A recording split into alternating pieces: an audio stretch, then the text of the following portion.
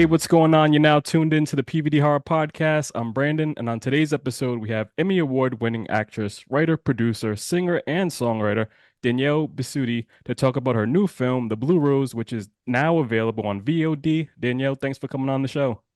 Thank you so much, Brandon. It's a pleasure to be here with you. I like Uh, your hat. Thank you. I have to say, it's really impressive that you have the ability to express yourself creatively in multiple forms. What inspired you to take on so many different roles in the world of entertainment? I mean, you kind of sometimes go where the work takes you. You go where there's a project that intrigues you. And yeah, I have been able to play quite a diverse array of women Yeah. and even women in Norse mythology with my video game God of War. Yep. Having been an avatar, and that was pretty special. And I just did Elsa voiceover yesterday on two different Disney projects where Okay. because I'm her voice double, which has been pretty fantastic. So it's been, yeah, there's a lot of there's variety there, which I guess is the spice of life. It definitely keeps things interesting, but that's how it all happens. I mean, the audition comes, you audition, and you pray you get it. That's it's that simple. Yep. Now, you have the company called Perfect Timing Productions. Can you give the listeners a little info on what it's all about? Yeah, Perfect Timing Productions. It's inherent in the name, which is just the perfect timing of the project and the people coming together to make that magic, which is movie magic, television, entertainment, music, art, whatever it is. When I actually got that, when I started that company, it was back when I had booked True Jackson VP, back with Kiki Palmer in Okay. 2008. And the origin is actually kind of funny because my dad is my stepdad is my tax advisor, and I kept getting these jobs, but I wasn't incorporated, and the taxes were crushing me because I live in California at the time, crushing me, and I was so angry. I said, "What? I can't get ahead. I want to buy a house. What's going on here? Why is this happening?" And he said, "Well, you might want to think about incorporating yourself." To be able to have more write-offs, because as an actor you're everything from hair, makeup, workouts, what you're eating, driving, gas, you name it, clothing, um is part of the presentation for your business. So I said, all right, well, let's do this. And so I named my corporation Perfect Timing Productions. And literally, like within a short time period, I had booked True Jackson, which was the perfect timing for that. And so it just kind of stuck Yeah. as the moniker for my company. And we produce TV, film, music videos, music, you Uh, name it. That's awesome. Congratulations on that. Thank Um, you. you have starred in a few horror films. Would you consider yourself a horror fan? I'm a very particular horror fan. It's the same way I feel about dogs. Not all Okay. dogs are created equal. I don't think all horror films are created equal. And I am happen to be, Christian background, a little sensitive to things that are very demonic or Mhm. too bloody. Maybe that has nothing to do with being Christian. I don't like blood. When I'm giving blood, obviously, like we have to give blood every now and then in our lifetime. I can't even look at it. I don't want No. to know that the red liquid is leaving my body, so I got to look this way. I got to be distracted. I'm talking about who knows what. Yeah, I have a difficult time with blood. So if it's a slasher, I mean, I get the kitsch part of slasher, like it could be, I guess, funny, but I don't Hmm. want to see people Yeah. being hacked. So horror films, I really love when there's like a psychological thriller aspect to it, Mhm. or just a really clear message inside the violence. If it's violence for violence sake, sex for sex sake, when it becomes gratuitous like that, I tune out a bit. But I can stomach those things like I would being a big fan of Game of Thrones, let's say, Okay. right? Like Yep. or The Walking Dead even, right? Because you really care about these characters, and the violence and the sex are just sort of part of the human experience, but it's not used as a gimmick to, we're gonna just dump this on you as far as like sensationalizing it with these actions. So I do like horror, some horror, and not all of it's created equal.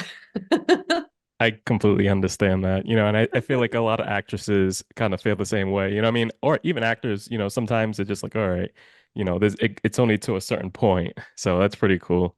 So Yeah. you starred in Insidious Chapter 2 and Insidious: The Last Key as Mother Parker Crane. I saw a Yes. video online with you and a fan reenacting the scene. Does that happen a lot? You would be amazed how many grown men want to be slapped by me. It Yeah. is really extraordinary. I will go to these autograph signing conventions and I love meeting the fans. I mean, just there talk about a smorgasbord, cornucopia of all sorts Yeah. of walks of life. It is so fun to meet the fans. And, I think Michelle Crane has really embedded herself in a lot of very unique people out there. They really took to the mean mommy, whether she was tormenting you or terrifying you or reminded you maybe. And I always say, did you have a mean mommy? And sometimes the men will take a little step back from my table. Their eyes will get all glassed over and I'll go, okay, let's take baby steps here. I'm not going to hurt you. And then of course there's all those funny guys out there that want to be slapped and we get it on video. It's like an extra $50 for me to slap them or something like that. I'm like, hey, listen, to each their own. If you want this, then here it comes. Um, yeah, so that's been a hoot. I actually did have a woman tattoo Michelle Crane on her thigh, Okay. which I thought was very interesting. A big old picture of my face on her thigh forever. I didn't know that was a bucket list thing for me until it happened. And then I got to check it off the list. Well, I am living indelibly and indefinitely on this person's body for the rest of their life. Very strange. There Very you strange. go. People So, have been asking for a Mother of Death standalone film. yeah, I was gonna say that. I'm on a campaign for it. Trust me, I'm putting together a whole pitch. It would be really cool to have an origin story because if you think Yeah. about it, the whole reason the Lambert family was haunted was because of Michelle Crane, because of what she did to her son Parker, right? Yep. And to understand what happened to Michelle to make her act in such a heinous, violent way toward her innocent young son is really, you could dive deep into the Exactly. psychosis behind all that. So, Yeah, I'm down. So as soon as you get everything set up, I'll sign my name because I definitely want okay, to see it. yes, sign the petition. Okay, I'll send it over to you for sure. Also, I'm a big fan of the Child's Play franchise. When The Curse of Chucky released, I was so happy to see the franchise come back with more of a darker tone of horror. How was it working on that project for you? Well, you aren't alone with that. That was really, I think, the standout for Curse of Chucky Hmm. within the fabric of the franchise was, listen, Bride of Chucky, I mean, Jennifer Tilly, what she's like a national treasure. We love her. I mean, Tiffany is phenomenal character. And then of course they have a son, and I think Don Mancini got to really explore this absurd world where these Yeah. possessed dolls are procreating and what would that child be like so but when Dawn returned to that very arch acerbic tone, that darker tone where he's just a real asshole, this doll, right? I mean, he's Yep. one-liners are coming out. He's cackling in his little Chucky way, and he's giving the fans really what they wanted to see and to hear. So I loved working with Don. I mean, he's a genius. I loved working with Fiona. In fact, they were just at the premiere of The Blue Rose Okay. a couple weekends ago. I'm trying to remember, when was I even home? Oh gosh, I've been home. LA is home. I'm in Atlanta now. Well, Atlanta's home. LA was my home. I think, yes, mid-July we had our theatrical release. So we actually got distribution through Dark Sky Films, and Dawn and Fiona were there. I've kept in very close touch. And actually, Eleanor, my girlfriend Eleanor, who did my makeup for Insidious, was there as well. I kept in really close touch with her as well. Both James Wan, Don Mancini, brilliant geniuses in their genre and geniuses as storytellers. And I was so lucky to work with both of them. That's cool. So now, like you had said earlier, you don't like doing blood, but in the unrated version, your death scene is more gory. What was it like filming that I scene for didn't you? watch it. I didn't watch it. I don't know what happens there. I'm just, No? yeah, they'll keep that a mystery. Yep. I had no idea. I knew it was funny because I'll take off my glasses. I don't know if you can see, but I've got these blue green eyes and the Yep. dark hair. And my mom was like, listen, I can't wait for the day to see your beautiful eyes on the big screen. I'm going to be in the theater and be so proud. You know, when you were a baby, people would stop and look at your eyes and go, wow, look at those blue, crystal blue eyes. I said, oh God, the first time I'm up on that big screen, I get a butcher knife through one of them. Yep. Not only that, it pops out of my skull, rolls down a flight of stairs, and then promptly gets squished by a 2 foot redheaded murderous doll. That's not nice. No. Now, how is it for you to watch that scene? Hilarious. I Okay. loved it. I mean, it's so classic, you know. She's Yeah. peeling it off in the attic. Don't go in the attic. Why does everyone go in the basement and the attic?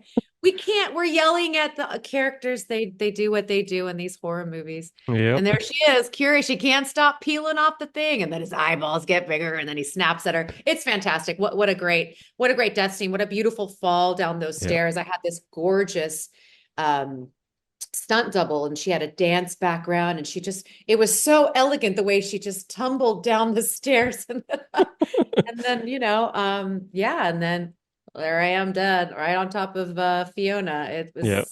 It was great. It was a lot of fun. That's cool. Like you stated earlier, you have worked on many video game projects. God of War is hands down one of my favorite games. You were able to do some voice acting for Freya. That game, that's just one of those games when it releases, it's like, all right, I'm busy. Yeah. Don't interrupt me, don't call me. Just the story and everything. And that, how was it working on that video game? I mean, it's a game changer Yeah, in every sense of the word. You're right. The story is impeccable. The care that every person at Sony Santa Monica Studios put into every aspect of that game is exceptional, and it's exemplary, really, within the pantheon of storytelling in video games. yes. They are. I think they're at the mountaintop there, and they continue to do really good work. I was God blessed me when he gave me the God of War. So I lovingly call him the God of the Old Testament. That's just a little inside joke. But I mean, some of my best friends, Chris Judge and Adam Harrington and, Robert Craighead, Alistair, Ben, Mhm. Sonny Soljic. I love those. I love those guys so much. We went through so much together, and Corey Barlog, Matt Sophos, Rich Gobert, Eric Williams, Yumi Yang. I just go on and on and on. Shannon Studstill and Ariel and everybody over there. They're like family. Bruno. I could keep going. Erica. Yep. I love all of them. I don't want to leave any name out. They know how much I love them. Yeah, and it, we didn't just do voiceover. We actually did motion capture. I'm sure you knew we Okay. did Yep. full performance capture. Yeah, which is a bit different. You're acting out the scenes like you would in theater, and they just have all the cameras and technology around you to capture every movement from every angle, and the camera in your face to capture every slight little emotion. So really, it's really an extraordinary way of capturing a moment from every angle, like nothing is missed, because when you're shooting TV or film, you're close up, you're medium, you're far, you're over the shoulder. Mm. But every take for every actor, everything is captured. So you really have to be on your game. It's like being in theater. Yeah. Every performance, every time you do a scene from beginning, middle to end, you have to be on your game.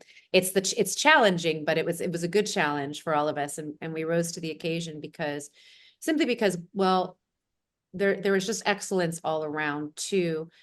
When you're given a gift of material that's so well thought out, with these character arcs that leave no stone unturned. I mean, Mhm. you are following Kratos. Like, could you Yep. imagine like how deep we went into this God of War? Like, it's incredible. And then when you get further into Freya and her backstory, and I mean, even Mimir's backstory and his love of his life when Yep. we went into, the further games that we did, it was just really special because these characters become so beloved, and Yep. so people get to live a piece of their life with them. And I think you have good taste if it was something that you said, don't bother me. I'm Yeah. just gonna lock up for 2 weeks. Leave me Yep. alone. See, that's the thing. It's like I like to just finish games and I'm finished with it, but it's like when it comes to God of War, I have to go back and just, there's some things that you miss and, the extra, gameplay that you can sit there and do. It's just so awesome, the so much creativity that was put into these games, to move forward for, gamers. So I just want to say thank you for, bringing Freya to life because that was a great role in that game.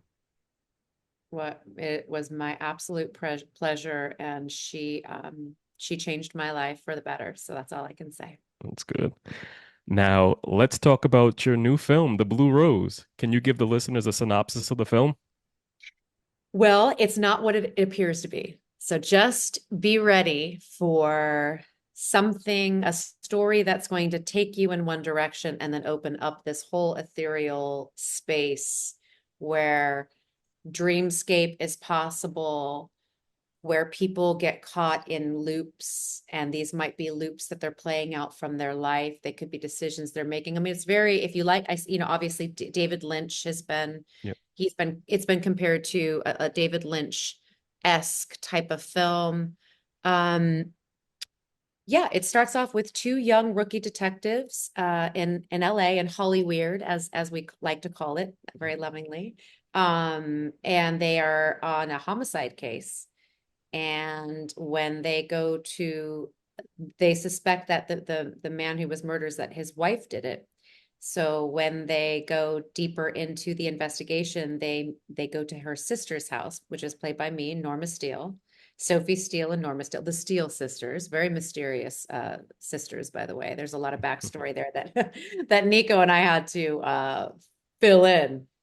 Then all of a sudden, after leaving her house, things start to get very strange. Is this reality? Was I dreaming this? Was I here before? Is this deja vu? And so I tell people, if you need a story that buttons up at the end really neatly, do not watch this film. But if you are someone that can hang with a film that explores like every little corner and might stay stuck in a corner that you never thought was there, and really express like the feelings and the thoughts there, and then somehow that's going to tie to something way over here. Mhm. You're the detective putting together the clues and the pieces to this jigsaw puzzle, and you get to come out of the movie at the end with your own thesis of like what you think it is. Now I tell people this too, it gets better the more times you watch it. Yep. Right, like you watch Memento, right? Or you Hmm. watch, even a movie like Inception, and that's a dream inside a dream inside a dream, and you're all these layers down.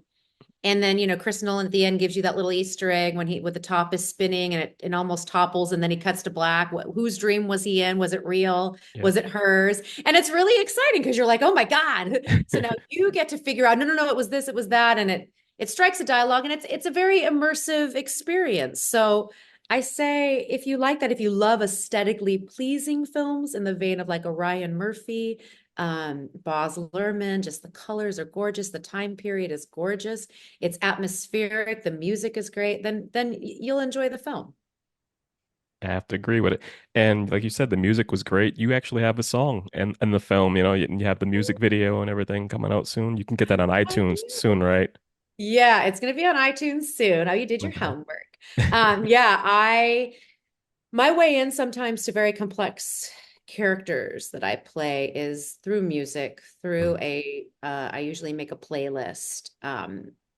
Necessarily like in a comedy, because that's a little more lighthearted, but usually when I'm having to go to some deep, dark places, whether it's emotional or dangerous or whatever it might be, I make a playlist. And so sometimes that inspires in me as a musician, as a singer songwriter, to write a song for the character. So I was inspired to write a love letter to the Blue Rose. And it is very much in the vein, it's from Norma's point of view. And the bridge kind of takes you back into her childhood with Sophie, when they made a pact and a decision to go in a certain direction in their lives together because of the traumas that they experienced.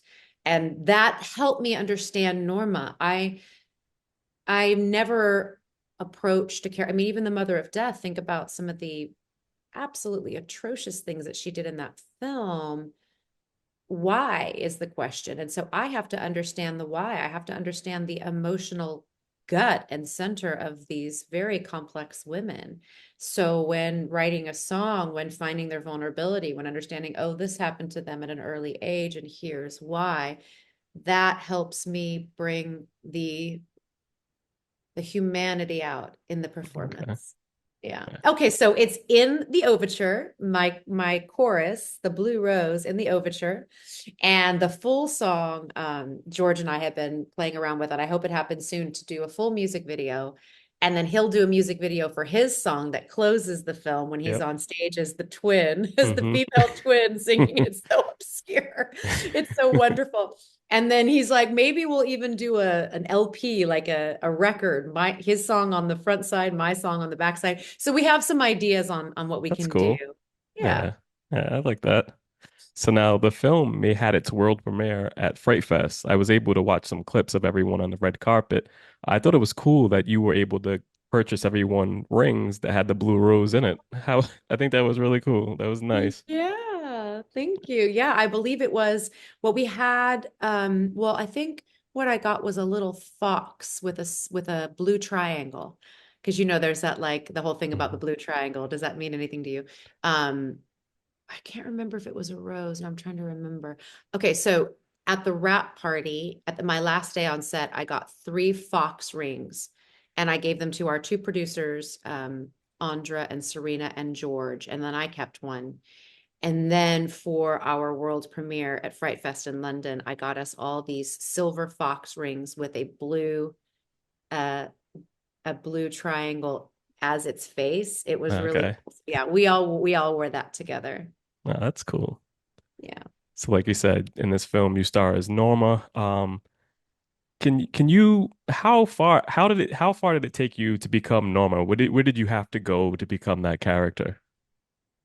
I wish I had it with me. I'm sure it's somewhere because I've just moved to Atlanta and I know I put it somewhere. But my script became a de facto diary where I started filling in the blanks around scenes and lines that I would say with what was happening, like subtextually or internally, and then even further subconsciously.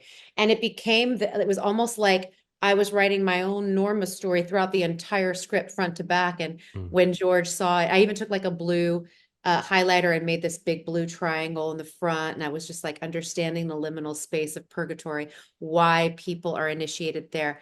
Can they ever get out? I believe they can. George is mm. like, no, you're the most evil person. I'm like, no, you don't understand. I'm actually giving people an opportunity in their life to like make a change. And he's like, no, I wrote you. You're pure evil. Um, so there are certain secrets I can never share about things I do in my preparation, but I will say that I did explore a lot of her backstory, and a lot of that did end up on the pages of the script. So it was kind of Okay. like Norma's diary. Um, and of course, most people wake up thinking they're the hero of their own story. So I thought, well, Hmm. how does Norma think she's the hero inside the trappings of what she's doing here? And yeah, I had to understand why it felt like a safer place to put people in purgatory than to allow them just to live out the rest of their life. I Okay. had to figure out why. There you go. So now we had George Barron on the show. He was able to talk with my co-host about the film. Oh, cool. So George also made a joke about never watching Twin Peaks and not knowing who David Lynch was, and so He's he so he silly. had my co-host going a little bit because my co-host he's a huge fan of Twin Peaks, so Oh, yeah. George had him explaining the whole thing of Twin Peaks, and George just was like, I'm fucking with you," and so he's like, "Okay." Oh my So gosh, I thought that George. was funny. So with George being a jokester, how was it like working with him on this project? Yeah. Like he's a bit mercurial, right? Like you don't Yeah. know what you're gonna get. So you Yep. think 1 second he's giving you an answer and the next second he's fucking with you. So there's like a sense of playfulness to him.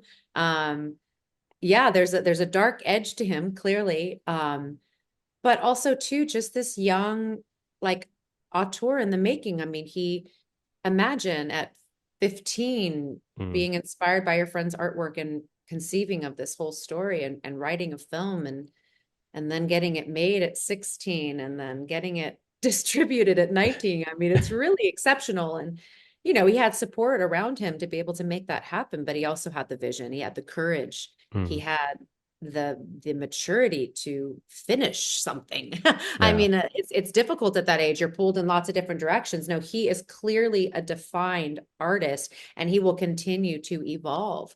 So yeah, sometimes he was very clear, and sometimes he'd be like, just do what you want to do. And it would be like, okay. So there were moments of like freedom, and there were moments where he would be very specific about what he needed. And he's become one of my dear friends. I feel like the aunt, the cool aunt that's been along this journey with him. I've been to most of the festivals. We were in Newfoundland, we were in Calgary, we were in London. I think there was another one or two that we went to. God, there were so many, I can't remember, but we've been traveling around with that, with the Blue Rose, and it was nice to finally have like completion, to have it done. We got our theatrical. Here we are back home in Los Angeles, and now all of our friends and family can come to see it, and it felt great. That's cool. So now everyone did great in this project, but the film also stars Twin Peaks' very own Ray Wise. He's a really nice person. I was able to meet him a few years ago at a convention, and Oh, sometimes, on social media, we'll kind of go back and forth on Instagram and kind of talk. So, how was it working with Ray? I didn't get to because of Did my see? scenes weren't with him. Oh man. I'm sure it was fantastic. I mean, he just crushed his scene. Yeah, I thought that would be cool if somehow we pulled him into the Blue yeah, Triangle, but we yeah, never got to. Maybe in the future. But I heard he was just a consummate pro, and obviously, George was fanboying the whole yep, time because of Twin Peaks, which he has seen, which he does love. I think he has a Laura Palmer t-shirt. So yeah. that'd Okay. be hilarious if he was wearing the t-shirt. He's like, I don't know what Twin Peaks is. I've never heard of it. That's like Norma when there's a blue triangle behind her. She's like, a blue triangle. Yeah. No, I've never heard of it. Why? Now, are you a big fan of Twin Peaks? I love Twin Peaks. Okay. I'm not as a deep diver as George, only because, and not because I didn't want to. It just never, I never committed the time to it. In fact, Yeah. it's probably something I would like to go back and do from the very beginning, because I was a fan of the Twilight Zone, as a Yep. young girl. My parents were a little strict on what I watched, when I'm glad that they were. They tried to shield us as young kids from things that were too violent or too overtly sexual, which good on them, good parents, right? Yep. But we did get to watch something called Nick at Night, and on Nick at Night, we'd watch a lot of the older shows, and the Twilight Zone was in there, and they deemed that as something okay. And I just couldn't get enough of the Yep. Twilight Zone. I liked the obscurity. I liked how nebulous it was. It was just this like world that terrified me, and it also called me. I couldn't look away.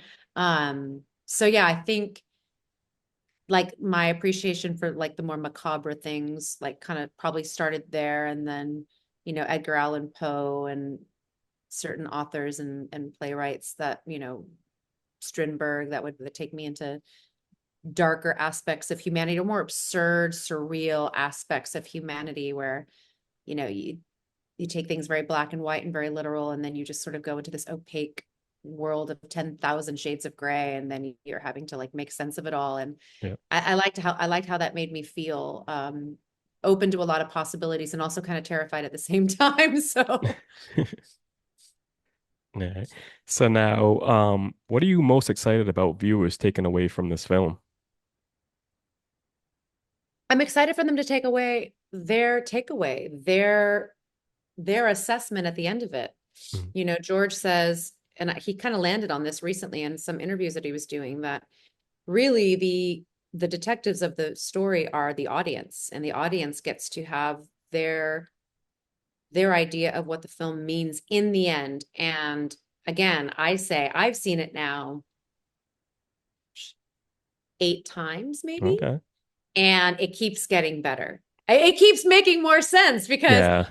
you have all these broad strokes that are not necessarily, again, like in this cohesive piece. It's like looking at a surrealistic or abstract painting, and you look at it, and you're like, okay, there's all this information. It's not just a portrait of a face. I'm trying to understand it. And then the more you sit with the piece, you start to feel certain things, emotions. Maybe you see a face or a figure over here, and then that somehow is connecting to this piece. So I just think what's exciting is to hear people's theories and Mm. their thesis at the end of it.